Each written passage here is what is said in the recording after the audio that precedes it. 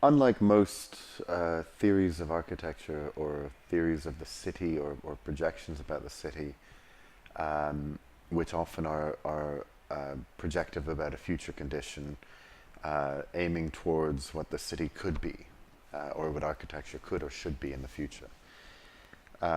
Understanding the city through principles of emergence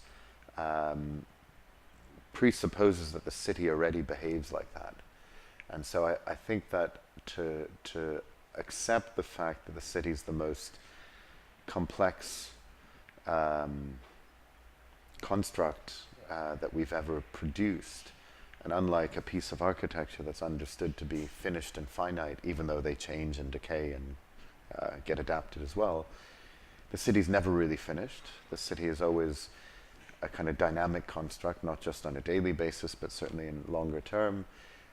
Cities, they grow and change, they evolve, they devolve, they decay. They're continuously dealing with dysfunctionality.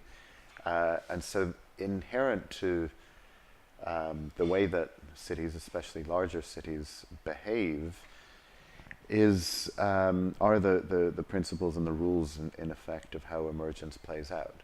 In fact, this is, I think, just a set of observations about the city more than they are necessarily a kind of projection in some sort of sense about the future condition of the city. Maybe the context within which I live and work, Hong Kong, Greater China, etc., East Asia. I've certainly been affected by the incredible boom of urbanization. And it's not to say that Chinese cities are developing in terms of being adaptive, yet there's still a kind of misguided belief in the potential to plan out everything beforehand. I think in some sense that how you've described Hong Kong as being at some point quite isolated, and now it's less so perhaps. It certainly is a global city. It's a model for China. I think on some levels it's a great model of a city. Its densities, its public transport, a number of issues that can be kind of teased out of what makes Hong Kong a good model. I think it's also maybe in terms of an adaptive model. Yes, it has adapted to huge population growth in a couple of spurts. Its mode of adaptivity has been to tear it down and rebuild it in a sort of incremental, quite quick tabula rasa mode. So I don't think it's a great model of planning, because it was firstly difficult to plan Hong Kong because so many events occurred which in such a small territory that made the population and its land pressures and population pressures.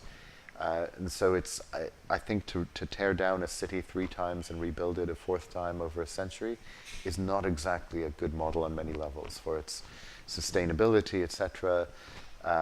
Yet it is nevertheless a quintessential demonstration of the ways in which cities do change unpredictably.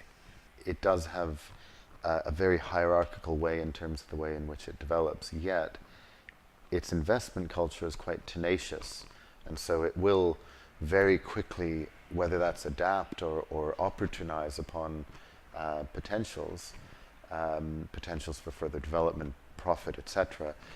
So it does have a set of mechanisms economically that allow it to very quickly kind of deal with opportunity and change.